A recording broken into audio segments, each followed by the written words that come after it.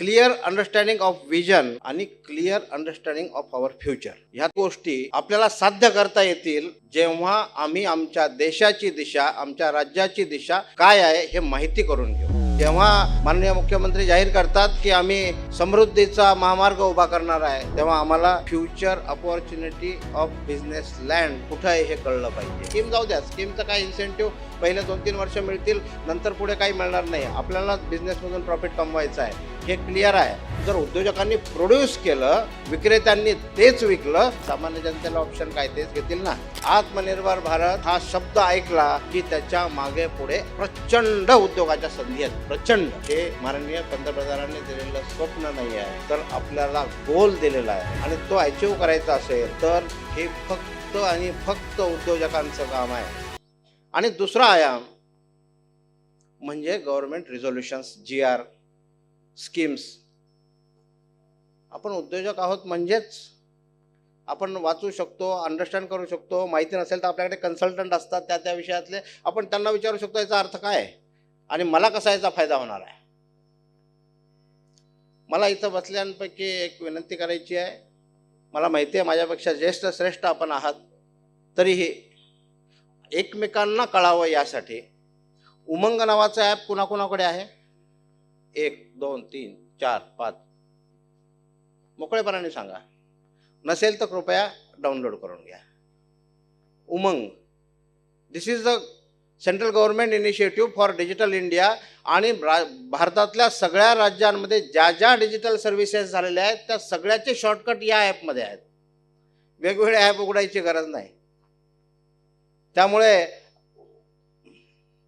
आज एखादी गोष्ट त्यात नसेल तर नक्की 2-3 महिन्यात त्यामध्ये ॲड होऊ शकते. त्यामुळे ते अपडेट पण करत राहा आणि त्यातून खूप गोष्टी नवीन नवीन कळतील. जेव्हा गाडीत आपण प्रवास करतो तेव्हा एक एक डिपार्टमेंट उघडायचं आणि त्यातल्या नवीन स्कीम काही आहेत का वाचायचं. इतकं सोपं आहे आणि फुकट आहे, कुठलंही सबस्क्रिप्शन नाही. त्यामुळे इतर सगळ्या एंटरटेनमेंट ॲपपेक्षा हे ॲप आपल्या बिझनेस म्हणून उपयोगाचं आहे. आपण घोषणा ऐकली, मेक इन इंडिया. कुछ नहीं होता है हो, मैं क्या घोषणा तो होती रहती, जुमलेबाज सरकार आहे. हे आम्ही मीडियातलं ऐकतो आणि त्याच्या पाठीमागची भावनाच ऐकत नाही. त्याच्या पाठीमागची भावना अशी आहे मित्रांनो, माननीय पंतप्रधानांनी जी घोषणा केली ती विदेशातल्या कंपन्यांसाठी केली. Yes, we will provide you opportunity, we will provide you environment, let us come in India and start manufacturing here. अशा प्रकारचं वाक्यात, पूर्ण वाक्यात आपण जर बोललो तर. पण आपल्यासाठी काहीतरी बोलले, त्यामध्ये संदेश आपल्या भारतीय लोकांसाठी पण होता, भारतीय तरुणांसाठी, इंजिनियर्ससाठी, इनोव्हेटर्ससाठी. संदेश असा होता, whatever you want to make, make in India. इतकं साधं आहे. तरुणांसाठी संदेश होता, whatever you want to make, make in India. म्हणजे बाहेर जायची आवश्यकता नाही आहे. तुम्हाला इनोव्हेशन आणि एंटरप्रेन्योरशिपसाठी पाहिजे तो सपोर्ट अटल इनोव्हेशन मिशनच्या माध्यमातून देण्याची व्यवस्था सरकारने केली.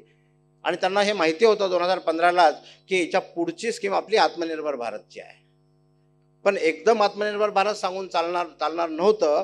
त्यामुळे अटल इनोव्हेशन मिशन सांगितलं, मेक इन इंडिया आधी सांगितलं, बाहेरच्यांना इथे आणून वातावरण निर्मितीसाठी सगळा आधी बेस तयार केला आणि whatever you want to make, make in India अशा प्रकारचं संदेश आपल्याला दिला.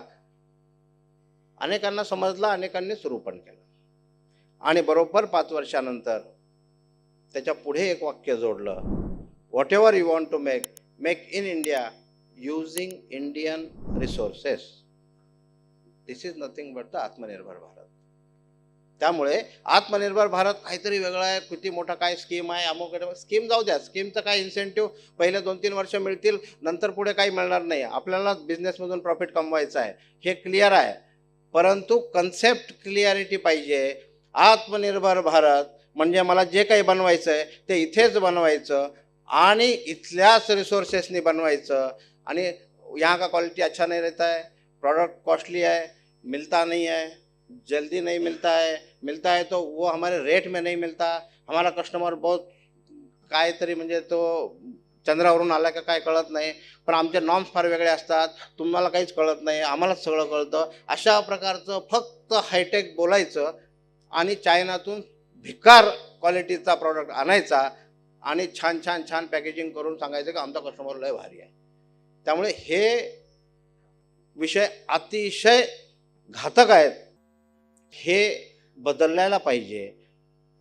मग आत्मनिर्भर भारत हा जर मिशन सक्सेसफुल करायचं असेल तर मला असं वाटतं, म्हणजे मला वाटायची गरज नाही, सगळ्यांनाच वाटलं पाहिजे, हे माननीय पंतप्रधानांनी दिलेलं स्वप्न नाही आहे, तर आपल्याला गोल दिलेला आहे आणि तो अचीव करायचा असेल तर स्वतः मोदीजी करणार आहेत का? नाही. अधिकारी करणार आहेत का? नाही. कारण त्यांना त्यांचं काम करायचं आहे. आत्मनिर्भर भारत करायचं कोणी आहे? सामान्य जनता करणार आहे का? नाही. हे फक्त आणि फक्त उद्योजकांचं काम आहे.